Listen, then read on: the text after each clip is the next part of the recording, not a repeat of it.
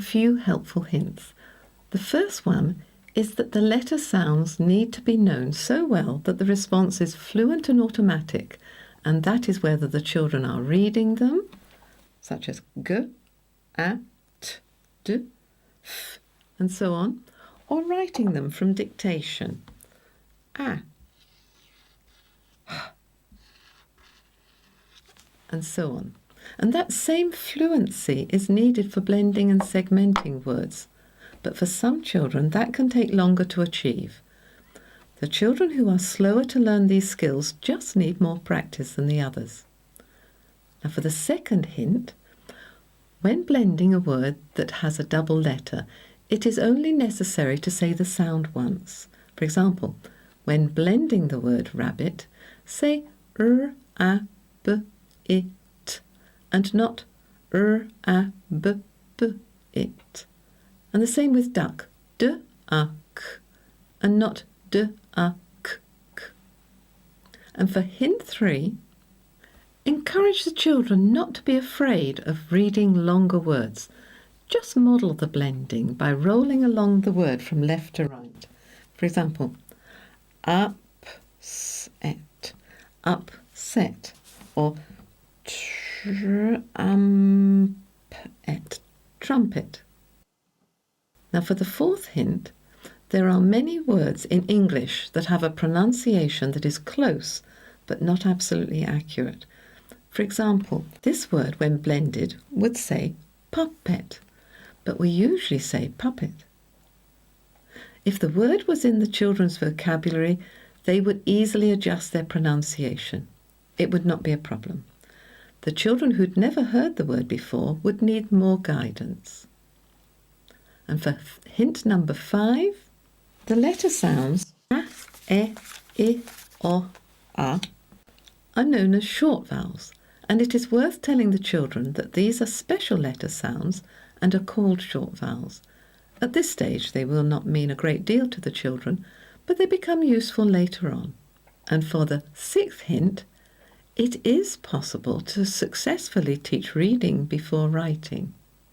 However, my preference is to teach the two skills together. This enables the children to understand how the alphabetic code works for reading and writing, and that they are the reverse of each other.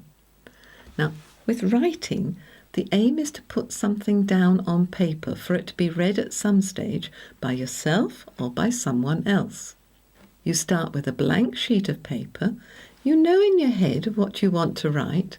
For example, at this early stage, a word like flag. You can hear the sounds, f, l, a, g, and you write letters for those sounds. F, l, a, g. And that is how the code works for writing. But for reading, you don't hear anything, but you see the word. The word is in front of you and may not be known. You then have to look at the letters, say the sounds for the letters, blend them, and listen for the word. Flag, flag. And that is the reversibility of the alphabetic code and how it works for reading and writing.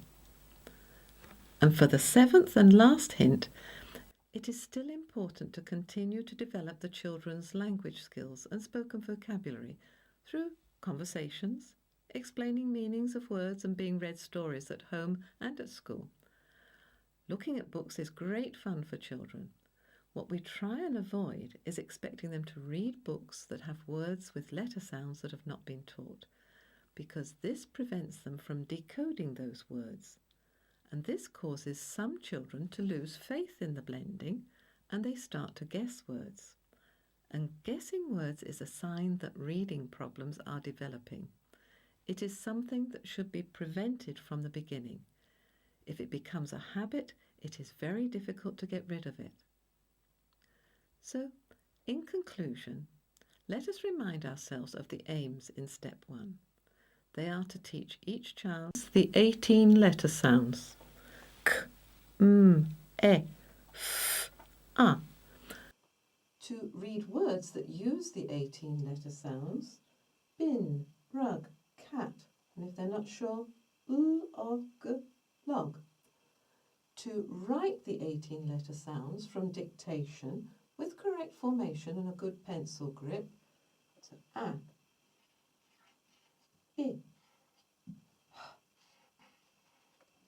And lastly, to write words that use the 18-letter sounds. So if they wanted to write the word peg, they need to be able to hear p, e, g. Peg.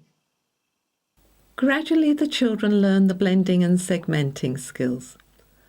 Some children, from the beginning, find it extremely easy. Most children gradually learn to do it, and some children find it very difficult. And the reasons why some children find it difficult are explained in the section Help with Reading and Writing Problems, which is on the home page. And that concludes the teaching in Step 1. Thank you.